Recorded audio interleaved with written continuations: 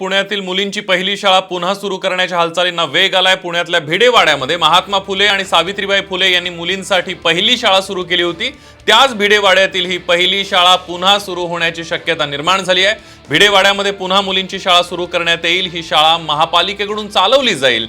जवळपास 8000 square feet जागा या शाळेसाठी उपलब्ध होईल अशी माहिती छगन भुजबळ यांनी दिली आहे।